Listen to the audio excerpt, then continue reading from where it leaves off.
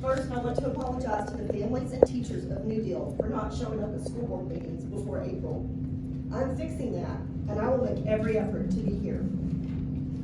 The resignation of Jeff Quisenberry has been just one more blow in a series of blows to all of us at New Deal.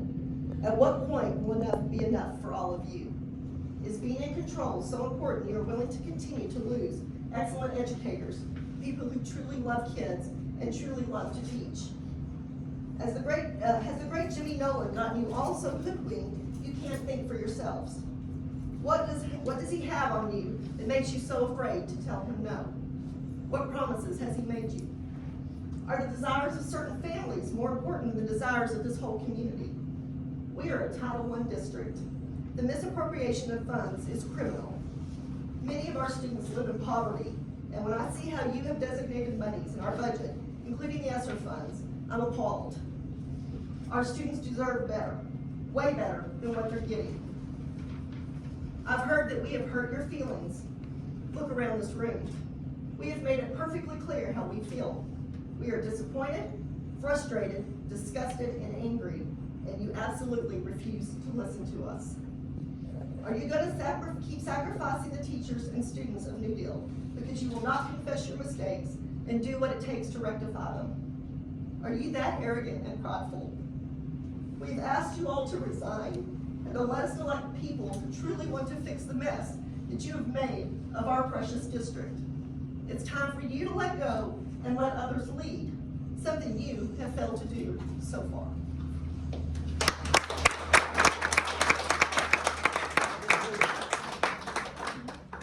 Larry McDougall.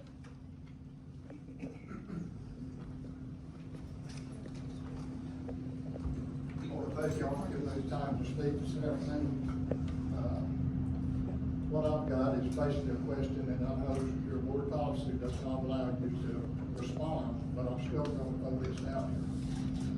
I've had the opportunity to be in the high school and middle school the last 2 days, and I took notice. And these schools are falling down around our kids. It's beautiful. Now, with that being said, I think the taxpayers, the voters here for passing a bond to build us a new school. But I emphasize school, not a football field. Where has the work started other than a fence around over there? There has not been 1 ounce of dirt turned over there to build new classrooms for new technology for teachers.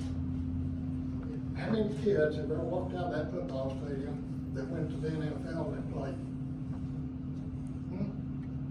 How many of them, I would say a very small percentage, has even went and played D1 football? Yet we're prioritizing that football field over our school that's falling down. I think your priorities are way, way out of line, and that needs to be fixed. We're here for our students first, to get an education, not to play football. That comes second or third. Our teachers and our school comes first. Right. Thank you for your time.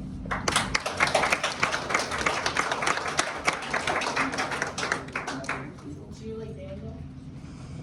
My name is Julie Daniel. This is my 10th year as a classroom teacher. This is my 3rd year at New Deal. I'm extremely sad to say that there will not be a 4th year. Yes, there are other factors in my decision, but the one that solidified my decision was the actions of the school board and the superintendent.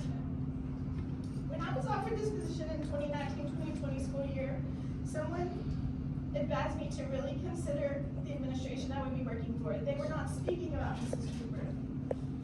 I have known her for over 20 years, and I was sure that I wanted to work for her. She has been nothing but supportive and encouraging over the last 3 years. This person was warning me about the administration above her. I decided to give this higher administration the benefit of the doubt. I thought I had made the right decision until this year. The board has allowed the misappropriation of funds for numerous years. In the 3 years that I've been here, you have paid an administrative assistant for less than half time, $69,000 plus his fees, TRS fees for rehiring, a retiree of $29,748. That is $98,748 in 3 years that could have gone to hiring 3 new teachers. I could not even pick this administrative assistant out of a crowd because I've never met him. He's never been introduced at a staff meeting or a training that I have been required to go to. What exactly are his job duties? Mr. Reed, you have allowed this to continue for 3 years. It's also concerning to me the conduct of school board members towards teachers. If you as a school board member have a student enrolled in the district, you should treat their teachers with respect. You should treat them as professionals. You should not have to say, I'm coming to you as a parent, not as a school board member. That already is a threatening statement. You should not go straight to the principal. If you have an issue with something going on in the classroom, call the teacher first. If it is not resolved, then you go to the principal. The teachers should not feel attacked when they have a conversation with you. You should know the facts, or at least ask the teacher about the facts before you begin assuming what goes on in the classroom. I do not mind talking to any parent, but I expect to be treated with respect. This is a great factor in the reason I am leaving this district. I will not be treated in this manner by anyone. You may be asking why I never reported these conversations. It's simple. This year I have seen what happens when you speak up against those in power. All of the information that has come to light the last few months is extremely disappointing. It's even more concerning that you are not listening to what the school staff and the community are asking of you. If you can't make decisions or create an environment that is best for kids, you need to step down and allow someone who has the heart for kids to do the job that you were elected, appointed, or hired to do.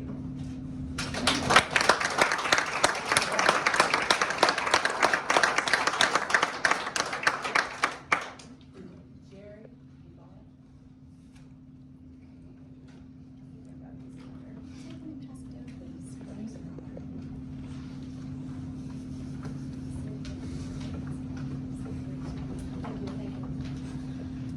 Okay, so the thought occurred to me that I'm probably not being very fair to all of you guys. The reality is that not everyone on this current board may have been on the board at the time that all of these contracts were actually signed. And if you were on the board, there's a good chance that you may not have been at every single meeting that these contracts were signed. So because of that little oversight, I thought it might be a good idea to go ahead and provide you with each and every contract for Jimmy Nolan from the years of 2010 through 2024. Along with that, I've provided copies of school board meeting minutes so you can see who was in attendance at those meetings, a contract analysis so that you can see just how much this board has agreed to pay its superintendents, plural, and I've also included a recommended action plan for the board's consideration. It's going to take a lot to try and mend the betrayal of this community's trust, but this actual plan right here is probably a good place to start. So if you'll actually take the time to review these contracts, take a look at those numbers at the bottom of the contract analysis, I think you'll have a hard time justifying just how much one man was paid. But if you don't have a hard time with that, and if you continue to move forward as if the community is not literally standing in front of you telling you exactly what they want, I can guarantee with the utmost certainty that this community will be moving forward with steps to remove every single one of you. You guys will not be able to hide behind shiny new school, and what has happened up to this point is unacceptable, and that's not the first time that you've been told this. Listen, we've all heard you say that it's in your board policy that the only response you have to choose from is a statement of factual information or reciting the existing board policy. But according to the same TASB Open Meetings Act document that you referred to in the first meeting, in which I provided each one of you a copy of, the board can respond with, the board will add your request to the agenda of the next board meeting, or you're even allowed to say, does any board member have any objections to placing this item for deliberation on the agenda for the next meeting? Now, if you guys genuinely didn't know that, now you do. But Mr. Reed wants everybody in the public to follow the district's grievance policy so that basically it won't have to be addressed publicly, and therefore the spread of misinformation can still continue. So the people of this district have addressed you all publicly with their concerns. I think it's about time to respond publicly back. Start adding these people's concerns to your agenda. They're not gonna go away just because you think all of this will die down. Now, with all of the information presented to you tonight, not one of you at this table can say that you did not know why all of this is happening. You've got it all right there in front of you. So take a good look, bust out your calculators, do your due diligence, and what's your excuse? Because your signature's on every single one of those.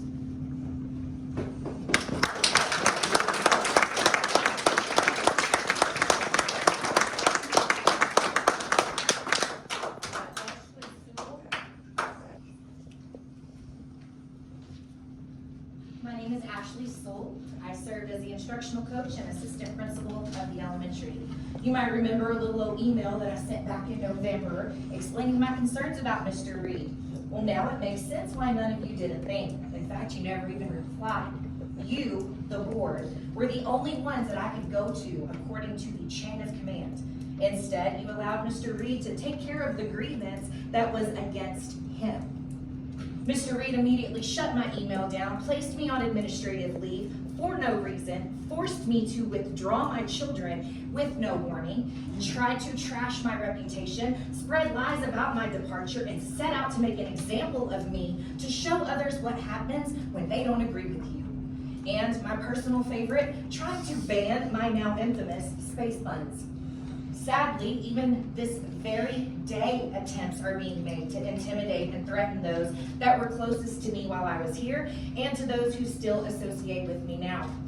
Here's what bothers you. You underestimated my ability to form genuine, authentic relationships with people. Not just teachers, but with kids, with parents, community members.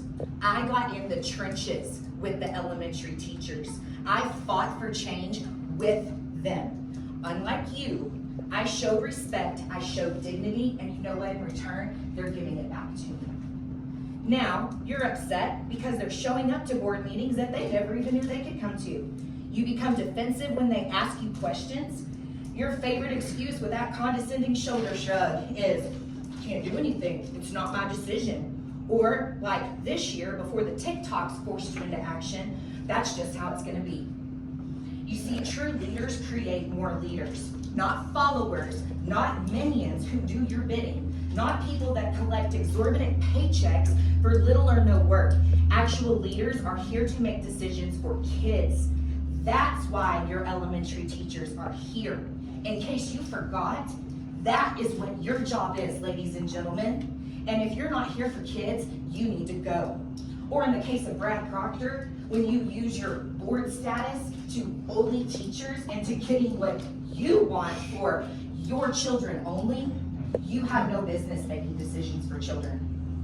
Mr. Reed, it's crystal clear that Mr. Nolan and this board bought and paid for your complacency years ago. Unfortunately, things have become so inbred and dysfunctional at the top that now all your secrets are spilling out from the rug you swept them under.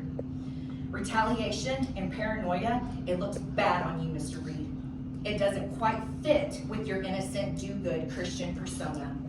And by the way, a new building does not replace poor leadership. Now that you know better, do better.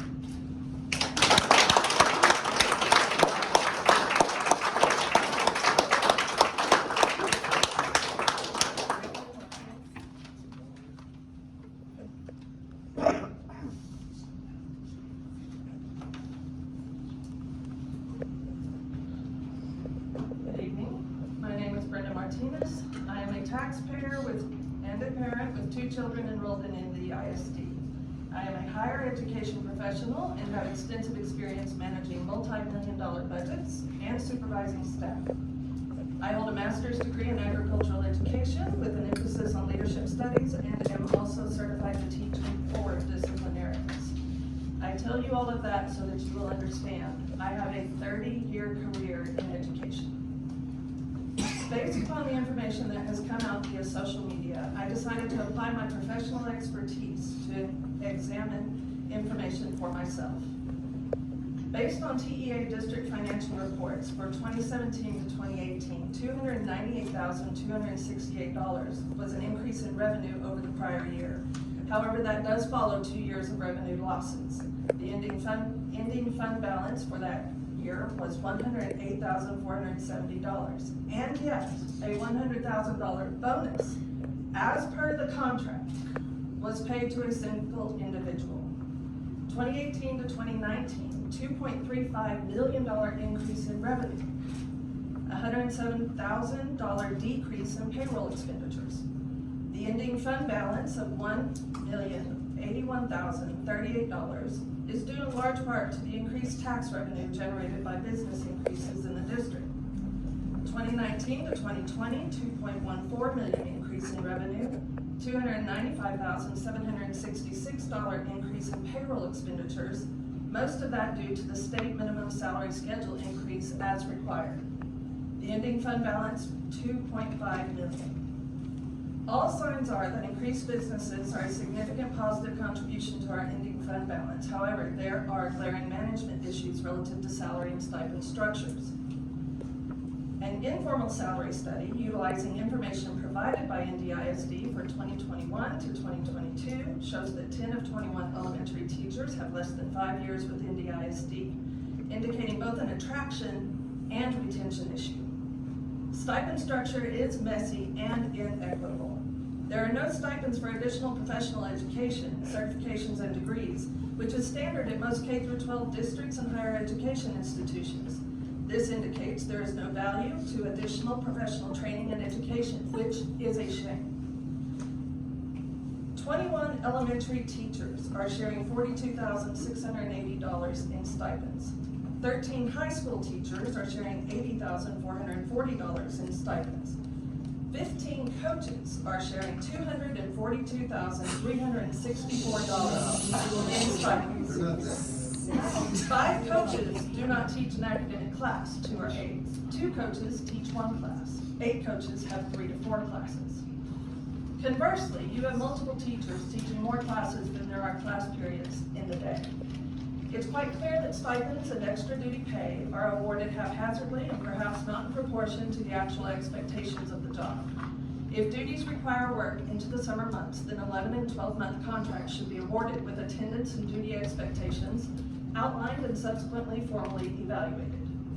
Additional teaching positions should be created in those areas where teachers have more classes than the day allows, and stop creating additional coaching positions that do not have teaching responsibilities. Utilizing TEA reports for 12 schools of regional proximity and/or in UIL District 2A. These are districts with whom we compete for qualified professionals. New Deal is one of 4 that start at state minimum and are among the lowest paying districts. Idlewild, Olden, and Abernathy being the other 3. Hales Center, Sundown, and Petersburg pay 11 to 15% over state minimum. Smyer, beginning, and experienced teachers start at 15.5% over the state minimum. The superintendent role at New Deal ISD is 4th highest paid of that same sample population, based strictly on salary. That does not include additional benefits received that the normal teacher does not receive, such as up to 5 paid leave days, health insurance coverage for him and his family up to $17,500, and an amount equal to the superintendent's portion of the monthly contribution to TRS required for the superintendent.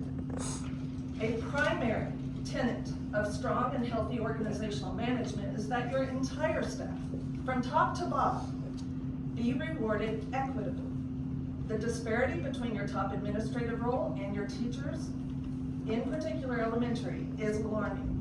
If the superintendent is going to be among the top paid when benchmarked against others, it is an important role. It should be well rewarded, but your teachers should be as well. Right.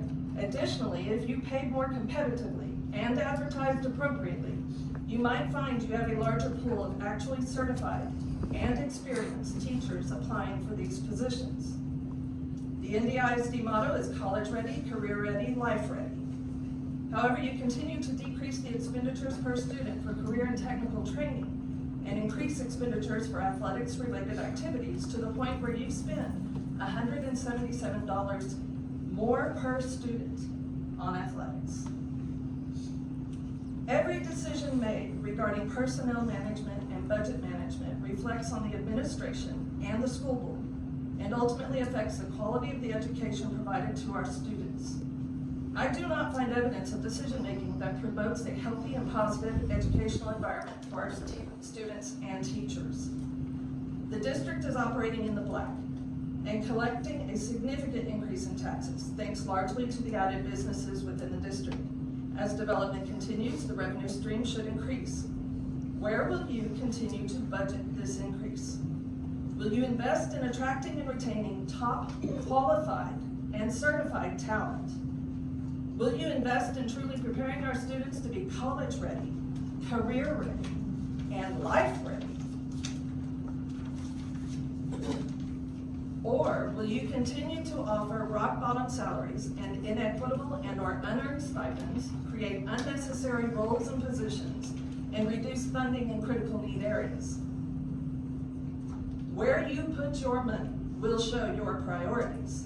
And if you wish to claim you prepare students to be college ready, career ready, and life ready, then put our money where it will benefit our students the most, as an investment in quality, experienced, and certified teaching talent and programming that prepares them for life beyond New Deal ISD.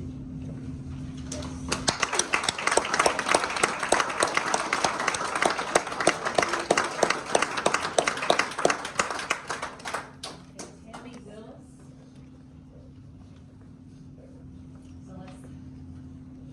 My name is Tammy Willis, and I'm married to Matt Willis. We have 2 children attending New Deal ISD.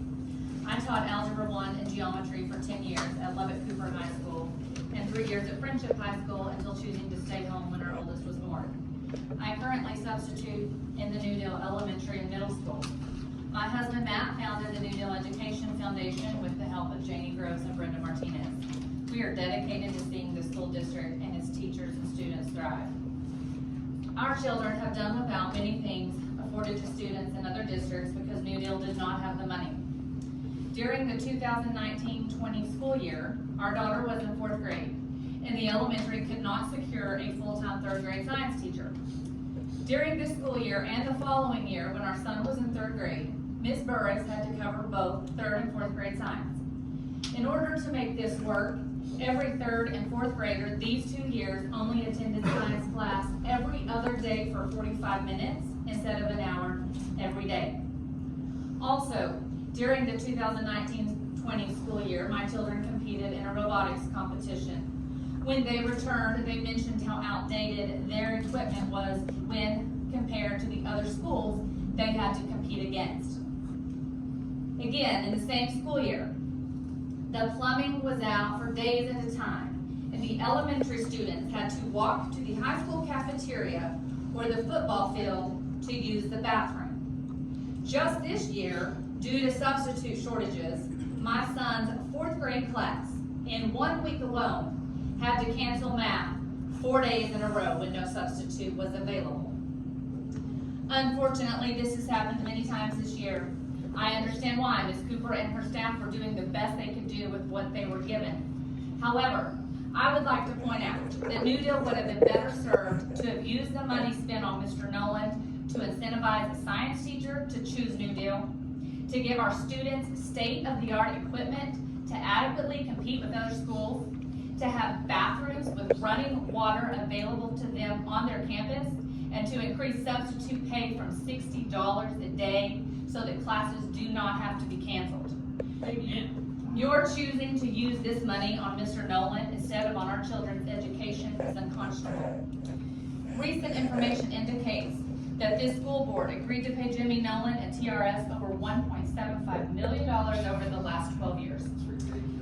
Even though Mr. Nolan was only employed full-time for 4 of those years. These mistakes have been led by one person, Sandra Goins. Your signature was on each of Mr. Nolan's contracts. Because of the bad choices that you have made over the last 12 years, you can no longer be an effective school board member or president for our district. It would be in the best interest of our students and our community for there to be a new president of the school board effective immediately and for you to resign.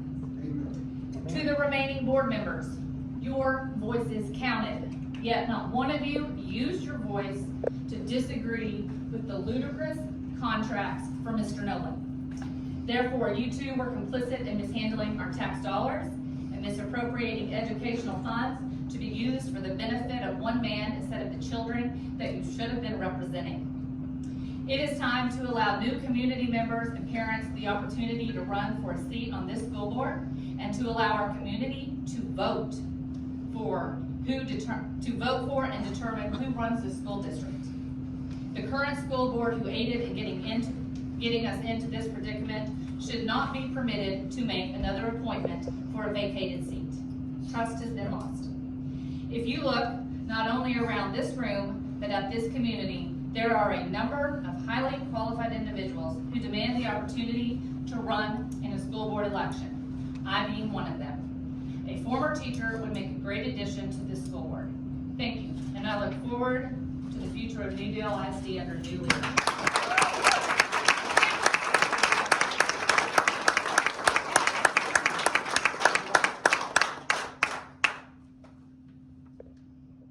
can't read this name, but I think Aaron Love, is that right? Sorry. I already gave you that, you gave me a runaround, so I'm just gonna hand it to y'all right here, right now.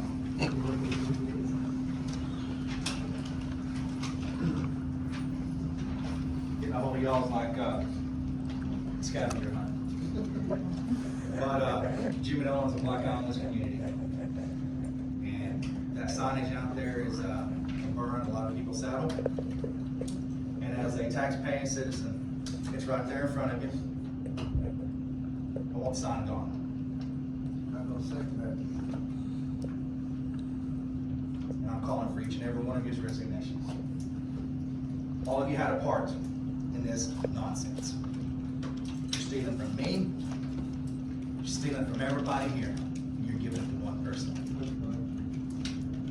These teachers are suffering, and my children are suffering, and all these other people's children are suffering. And if your signatures on any of those contracts, you're to blame. You know, stir the hornet's nest and you ain't gonna be able to sweep it away. I'm gonna be up in every one of y'all's faces. I'm pissed. And I expect some action, and I expect Jimmy Nolan's resignation soon. He's getting paid to do nothing. While my children are suffering. That's all. All